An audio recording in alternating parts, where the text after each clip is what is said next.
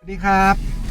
เป็นอูดูโอนะครับวันนี้อูวินเทจอยู่ญี่ปุ่นนะครับก็มาฮากุบะนะฮะปีนี้ญี่ปุ่นเป็นปีที่สโนว์ตกเยอะที่สุดในรอบประมาณ20 ปีบ้านผมเนี่ยไม่เคยมีสโนว์สูงขนาดนี้เลยครับเดินมาสูงกว่า2 เมตรกว่ากับ3 เมตรนะสโนว์ก็เลยจะมารีวิวรถคันที่ใช้งานที่นี่คือ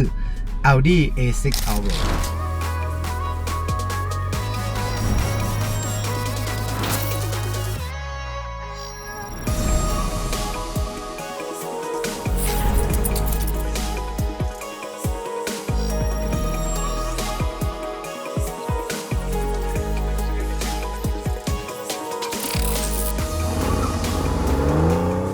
เป็นอู่ดูโอ powered by Tross Tross Pro Pro ที่เข้าใจผู้ชายดีที่สุด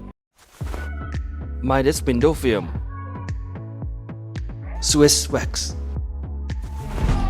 in partnership with Tag Heuer Beer Sing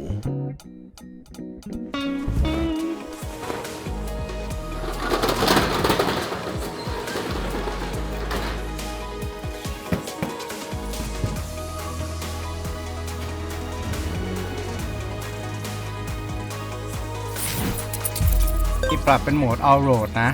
คือแปลว่าลุยเต็มที่ All Wheel Drive แล้วก็ยกช่วงล่างสูงขึ้นเพื่อจะลุยสโนว์ได้ Audi A6 Allroad Allroad คืออะไรถ้าคนคุ้นเคยกับ Audi ก็จะเคยได้ยินแต่Quattro แล้ว Allroad อ่ะมันคืออะไรมันคือ Audi All Wheel Drive ปกติระบบ Audi All Wheel Drive Quattro เนี่ยมันจะเป็นแบบรถแข่งอยู่บนถนนอะไรอย่างงี้ใช่ไหมครับเขาก็เลยลองดูถ้าเขาจะทำ crossover ระหว่างรถเก๋งกับรถ SUV อ่ะมันจะได้ไหมก็เลยเป็น Audi Allroad ขึ้นมาก็คือเป็นระบบ All Wheel Drive ที่มี suspension system ยกสูงขึ้นเกือบจะเต็มที่นะครับเพื่อจะ go off road นะครับก็จะเหมาะกับถนนที่หมู่บ้านที่ผมอยู่ถ้าพูดถึง all wheel drive ของ Audi ก็ต้องพูดถึง Audi Quattro มันเป็น all wheel drive ไม่ใช่ 4 wheel drive นะ 4 wheel drive คือระบบที่จะต้องมี transfer case ที่จะขับเคลื่อนพลังไปทั้งหมดในด้าน4 ล้อแต่ถ้าเกิด all wheel drive เนี่ยมันคือจะขับเคลื่อน4 ล้อโดยที่ใช้ differential ตรงกลางเนี่ยแบ่งกำลังไประหว่างล้อหน้าล้อหลังแรงของเครื่องไปที่ล้อหน้าและล้อหลังสลับกันด้วยโดยใช้คอมพิวเตอร์ควบคุมเพื่อให้มันเหมาะสมนะครับเป็นการตะกุยไปได้เรื่อยๆ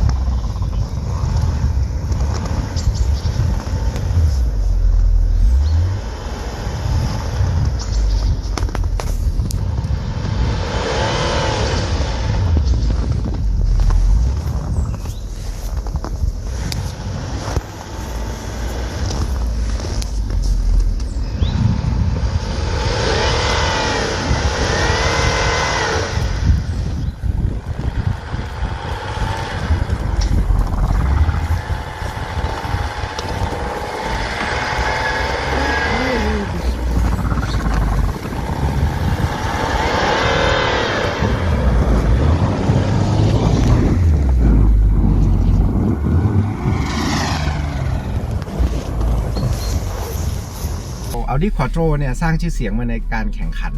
ตั้งแต่ช่วงปี 1980 เนาะโดยก็จะมีนักขับแข่งชนะ World Rally ซึ่งสมัยนั้นเนี่ยมีแต่รถขับเคลื่อน2 ล้อพอ Audi ทำรถขับเคลื่อน4 ล้อมาปีแรกพอเทสรถเสร็จปุ๊บปีที่ 2 ก็ dominate แบบชนะเละเทะไปเลยเพราะมันเป็นขับเคลื่อน4 ล้อทีนี้ Quattro เนี่ยนักแข่งดังๆที่เราจะรู้จักคนนึงก็คือ Wattero คนที่ชื่นชอบ Porsche ก็อาจจะคุ้นชินกับชื่อ Wattero เป็นนักแข่งของ Audi และ Porsche นะครับซึ่งจริงๆแต่ก่อนเนี่ยตอนที่แข่ง World Rally Championship เนี่ยเขาแข่งให้กับคันสุดท้ายที่เขาแข่งก็คือ Lancia นะครับ Type 037 นะครับพอ Audi มี Quattro ขึ้นมา Wattero เห็น Wattero ก็รู้สึกว่าเฮ้ยแข่งไอ้นี่มีสิทธิ์ชนะมากกว่าว่ะเขาก็เลยมาขับคันนี้แทนเนี่ยครับเป็น Audi Quattro S1 นะครับแล้วก็ชนะรายการเยอะมากนะ อ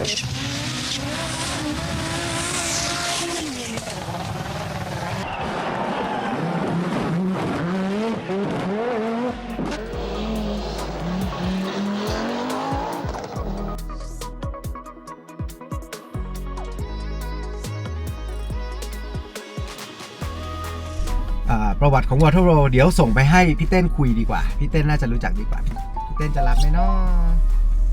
ฮัลโหล ฮัลโหลพี่เต้นอยู่ญี่ปุ่นหนาวชิบหาย เอาเหรอทำไรอ่ะทำงานปะเนี่ย นี่ทำงานอยู่ ไปอ่ะ เฮ้ยเดี๋ยวดิพี่เต้นกำลังโม้เรื่อง Water Roll อยู่แต่ว่าคิดว่าโม้ได้ไม่สาแก่ใจเท่าพี่จัดการหน่อยดิอ่ะ ได้เดี๋ยวตัดมาเดี๋ยวตัดมา เดี๋ยวพี่เต้นเล่าให้ฟังนะครับไปฟังพี่เต้นกัน นะครับก็จะบอกว่า Water Roll เนี่ยเป็นนักแข่งรถชาวเยอรมันนะครับที่สร้างชื่อเสียงมาจากการแข่งรถแรลลี่นะครับ Water Roll เนี่ยจริงๆเนี่ยเขาบ้าปอร์เช่ตั้งแต่เด็กเลยนะครับรถคันแรกที่เขาซื้อเนี่ยคือ 356 แล้วก็รถแข่งที่เขาซื้อคันแรกเนี่ยด้วยการเอาหุ้นพ่อไปขายได้เงินมา 15,000 ดูชมาร์กนะครับสมัยก่อนแล้วเขาก็ไปซื้อรถ91เก่าๆมาคันหนึ่งนะครับที่เป็นรถแข่งอยู่แล้ววิ่งไป100,000 กว่าโลแล้วก็ไปลงแข่ง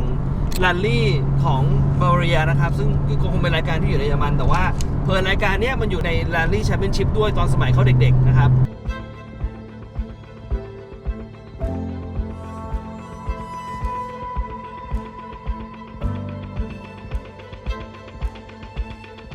เขาก็แข่งจนเกือบจะชนะเลยแต่ว่ารถพังซะก่อนเพราะว่าไม่มีเงินดูแลก็คือขับไปจนพังแต่ปรากฏว่าก็เข้าตาแมวมองของวงการแรลลี่นะครับก็ถือว่าเป็นดาวรุ่งพุ่งแรงก็เลยจับมาเซ็นสัญญากับค่ายรถซะเลยนะครับซึ่งโดยเฉพาะยุคที่เป็นกรุ๊ป B นะครับซึ่งถือว่าเป็นยุคทองของการแข่งรถแรลลี่เลยนะครับ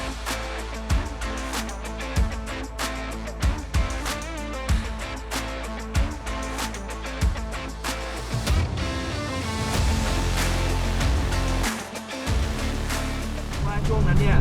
กฎของการทำรถแข่งเนี่ยมันน้อยมากก็คือข้างนอกอ่ะให้ดูคล้ายๆรถถนนน่ะข้างในเครื่องช่วงล่างอะไรก็แล้วแต่พี่รถนี่วิ่งกัน500นี่600แรงม้าช่วงยุค80นี่ถือว่าแรงมากๆนะครับนี่ตอนแกแข่งแรลลี่กรุ๊ป B เนี่ยแกแข่งกับ Audi เนี่ยนะครับเดี๋ยวลองไปดูฟุตเทจนะโคตรมันเลยสมัยก่อนนี่กรุ๊ป B นี่คือคนดูนี่แบบเต็มถนนแล้วรถวิ่งไปนี่จะต้องแบบฝ่าฝูงคนดูไปด้วยอ่ะแล้วสุดท้ายเนี่ยแม่งก็คือคนชนคนตายไปเยอะมาก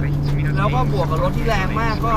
ทำให้มีตกถนนตกอะไรไปบ้างนักแข่งก็ตายสุดท้ายก็ลูกปีก็เลยต้องโดนยกเลิกนะครับเพราะว่ามันคือรถมันไปถึงขั้นที่มันแทบจะไม่มีใครขับได้แล้วขนาดนักแข่งแบบนี้ยังจะขับไม่ไหวนะครับความมันอันเนี้ยสามารถจะแต่ละสนามเนี่ยมีคนดู 4-5 แสนคนซึ่งอาจจะเยอะกว่าคนดู F1 สมัยนั้นอีกนะครับ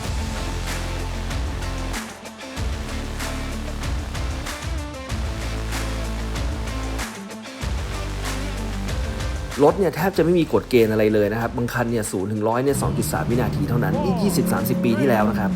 บางคันก็มีแรงม้าถึง500แรงม้านั่นแหละครับความแรงก็มาพร้อมกับความอันตราย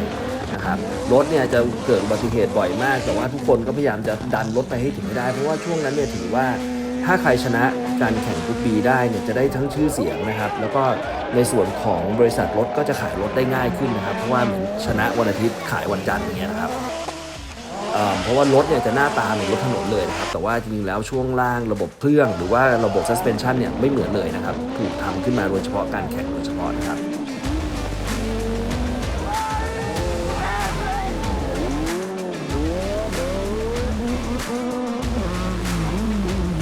ก็การที่คนดูเนี่ยสามารถดูได้อย่างใกล้ชิดโดยที่ไม่มีการกั้นไม่มีอะไรเลยเนี่ยแล้วรถที่แรงขนาดนี้แน่นอนครับก็จะต้องมีอุบัติเหตุเยอะแยะมากมายนะครับ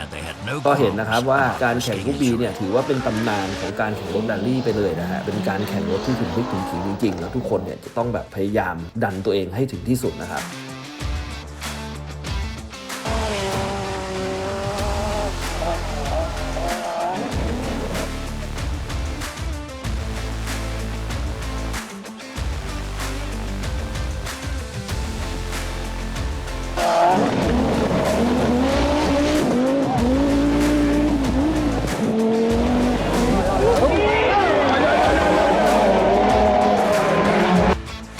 ก็คือนักแข่งที่มีชื่อเสียงที่สุดสมัยนั้นคือเฮนรี่โทเวเนนเนี่ยเป็นดาวรุ่งแล้วก็กำลังจะขึ้นมาแรงมากนะครับก็ตกเขานะครับเสียชีวิตไปแล้วสุดท้ายเนี่ยกรุ๊ป B ก็ต้องถูกยกเลิกไปนะครับเพราะว่าจากอุบัติเหตุที่เกิดขึ้นมากมายจนเกินไปนะครับ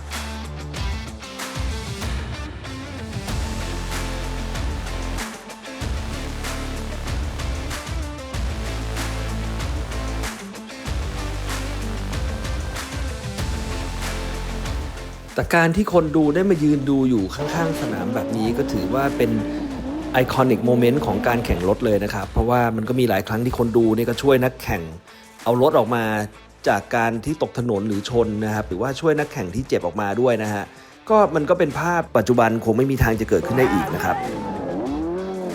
การแข่งกรุ๊ป B เนี่ยมีแค่เพียง 4 ปีเท่านั้นนะครับ FIA ก็ไม่สามารถจะต้านทานแรงเสียดทานของการวิพากษ์วิจารณ์นะครับในเรื่องความอันตรายของการแข่งรถนี้ก็ถูกยกเลิกไปนะครับกรุ๊ป B เนี่ยก็ได้สร้างตำนานขึ้นมาได้มากมายหลายคนนะครับไม่ว่าจะเป็น Walter Rowe ที่เราพูดถึง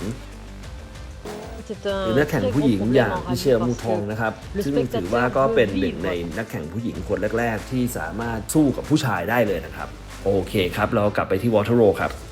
Walter Rowe เนี่ยนะครับเขาก็ได้แชมป์ Rally World Championship เนี่ยถึง 2 หนด้วยกันนะครับในปี 1980 กับ 1982 นะครับแล้วก็อีก 14 วินนะฮะซึ่งทำให้แกถือว่าแกเป็นเลเจนด์ของวงการแรลลี่เลยทีเดียวนะครับแข่งให้กับหลายๆทีมนะครับเช่น Fiat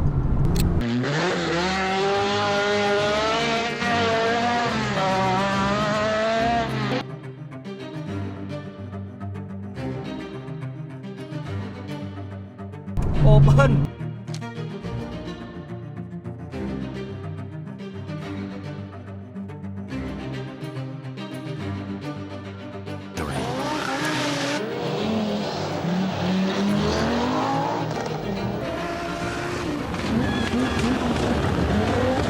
Audi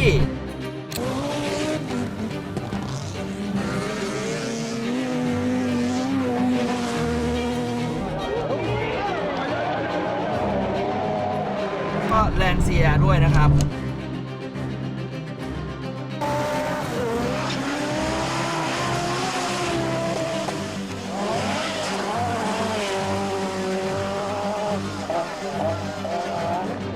แล้วก็ตอนที่แกไปแข่งให้ Porsche เนี่ยแกเอา 944 LM นะครับรุ่น 3,000 นะครับไปแข่งเลอมัง 24 ชั่วโมงกับ Porsche นะครับแล้วก็ได้แชมป์ด้วยนะฮะ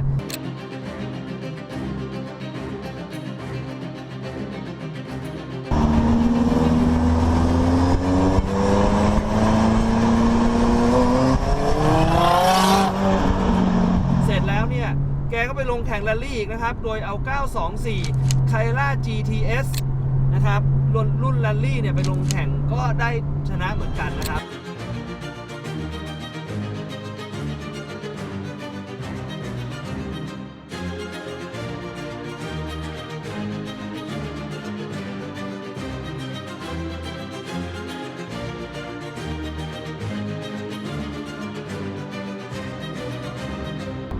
ทีนี้สิ่งที่จะเกี่ยวข้องกับเราที่สุดเนี่ยก็คือพอแกเลิกแข่งรถเนี่ยประมาณปี 1994 เนี่ยแกก็ได้ถูกเชิญมาเป็นเทสต์ไดรเวอร์ของ Porsche นะครับ Ich sitze heute im Porsche 911 ST, der Gipfel von 60 Jahre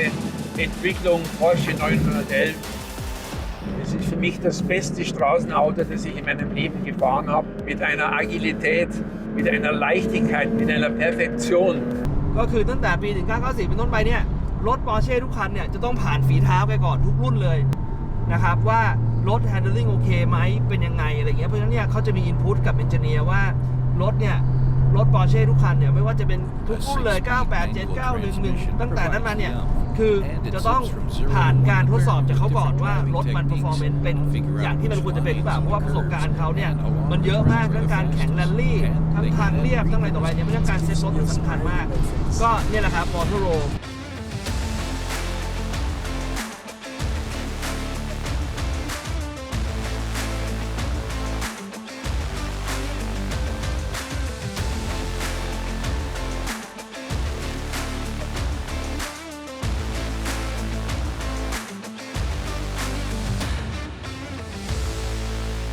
โอเคครับกลับไปที่อีอูต่อครับแม่งอยู่ญี่ปุ่นยังใช้งานกูได้อีกไปWalter Rowe เนี่ยนอกจากที่เขาจะแข่ง Audi S1 นะครับแล้วก็ชนะไปแข่งแรลลี่นะชนะ World Rally Championship มาแล้วเนี่ยตอนนั้น Audi มีปัญหาเรื่องว่าเกียร์มันไม่ล็อกอ่ะคือมันไม่ได้มีเซฟตี้ว่าเข้าเกียร์เดินหน้าไม่ได้ถ้าไม่กดสลักปลดปุ่มที่เกียร์อะไรอย่างเงี้ย คนมันก็ไปโดนแล้วรถมันก็พุ่งอะไรเงี้ย Audi ก็โอ้โหขายไม่ได้มีอยู่ช่วงนึงทำรีคอลมหาศาลวุ่นวายนั่งศาลมาก Audi ก็เลยสร้างแผนการตลาดขึ้นมาโดยการเอารถเนี่ยมาแข่งทางเรียบในเซอร์กิตหรือรายการ IMSA อะนะ IMSA Audi ใช้รถยักษ์แล้วก็เป็นควอโตรแล้วก็แข่ง IMSA นะก็เอานักแข่งแบบนักแข่งของอเมริกันมานักแข่งคนนู้นคนนี้มาเอาวอเตอร์รอลมาด้วยแล้วก็เอาฮันสตุกมาด้วยนะครับก็คือเอาเรียกว่ามือเทพๆทั้งหมดอ่ะ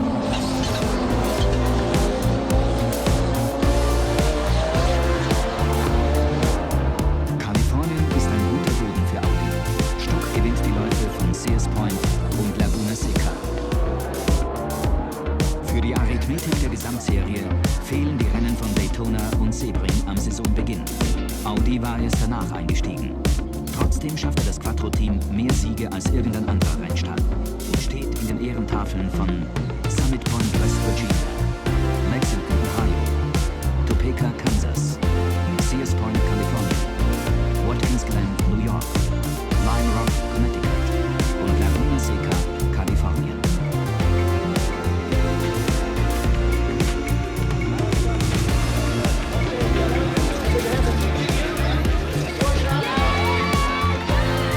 แล้วก็ชนะอิมซ่าแบบชนะจนในที่สุดอิมซ่าเปลี่ยนกฎห้าม 4 wheel drive แล้วก็อนุญาตเฉพาะรถยนต์ที่ใช้เครื่องยนต์ที่ผลิตในประเทศอเมริกาเท่านั้นนะครับเพื่อเป็นการกัก Audi เลยเต็มๆเป็นประวัติของ Audi Quattro นะครับซึ่งเป็นระบบ all wheel drive ของ Audi ซึ่งเนี่ยตอนนี้ผมก็ใช้ all road ซึ่งก็คือ all wheel drive เช่นกัน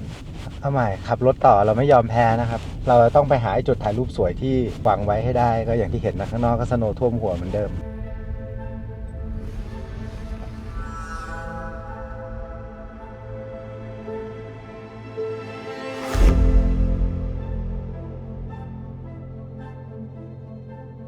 ก็สวยเนี่ยดูดิมีหมาด้วยมีหมาด้วย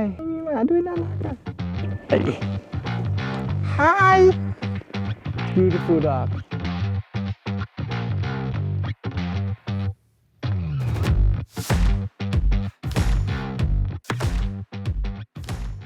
ก็อย่างที่เห็นนะครับในสภาพถนนแบบนี้เนี่ย Audi Allroad มันดีมากเลยคือมันสามารถที่จะพาผมไต่เขาปีนเขาขึ้นมาเห็นพวกบ้านเคบินพวกนั้นไหมแบบหิมะเต็มหลังคานี่คือข้างๆนี่คือสโนว์นะครับสูงแบบAudi Allroad A6 นี่ก็ไปได้ทุกที่จริงๆเป็นรถที่มั่นใจแล้วก็พาครอบครัวไปเที่ยวได้ระบบ All-wheel drive ของเขาเนี่ยส่งถ่ายกำลังไปหน้าหลังตามที่มันจำเป็นนะครับก็จริงๆมันอาจจะไม่เหมาะกับการลุยป่าลุยเขานะแต่ว่ามันเป็นรถที่เหมาะมากสำหรับการที่จะบอกว่าเอามาขับบนถนนนะครับที่เป็นทางแต่ว่าไปลำบากเหมือนอย่างพวกรถ 4-wheel drive เนี่ยถ้าให้ไปขับเร็วๆมันก็อาจจะไม่ค่อยดีมากเพราะมันไม่ได้เอาไว้ขับ high speed อันเนี้ยมันมีหลายโหมดมันมีโหมดซิ่งด้วยนะคือถ้าผมเปิด dynamic ปุ๊บช่วงล่างเนี่ยมันยกขึ้นสูงลงได้5ระดับอันนี้คือระดับสูงรองจะสุดเกือบจะสุดนะครับเป็นโหมดเอาโรดเอาไว้มาเนี่ยปีนหิมะลุยหิมะก็ดีแล้วผมก็ใส่แหลกหลังคาเพื่อจะใส่สกีเพื่อจะนั่งกันได้เต็มรถแล้วก็เอาสกีสโนว์บอร์ดใส่ข้างบนได้เป็นรถ5ที่นั่งที่ดีมากๆคันนึงถ้ามาดูยางนะก็จะเห็นอันนี้เป็นยางมิชลินนะครับยางลักของเราจะเห็นไว้เนี่ย X Ice Snow SUV ดอกยางเขาก็จะเป็นอย่างเงี้ยครับอาจจะคล้ายๆเหมือนยางออฟโรดหน่อยๆนะแต่จริงๆแล้วเครดมันคือเห็นไหม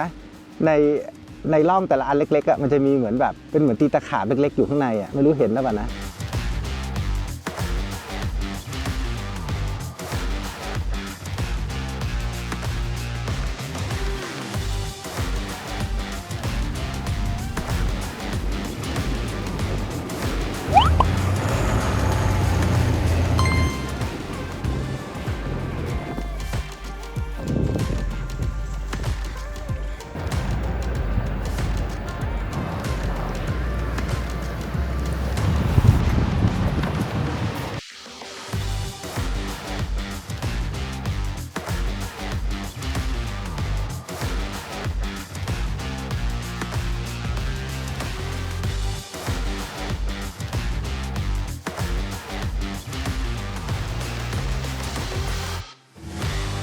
Audi Allroad นะครับก็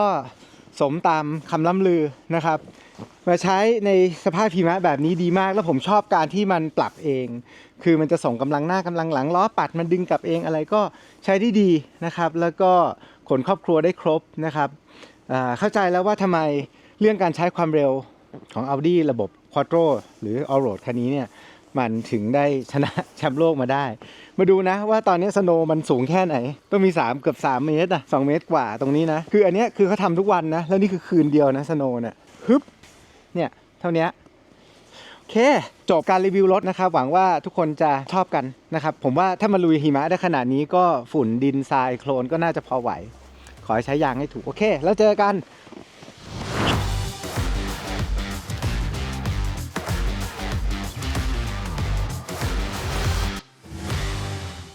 เป็นอู่ดูโอ powered by Tross Cross Pro Pro ที่เข้าใจผู้ชายดีที่สุด Midas Window Film Swiss Wax in partnership with Tag Heuer Beer Sing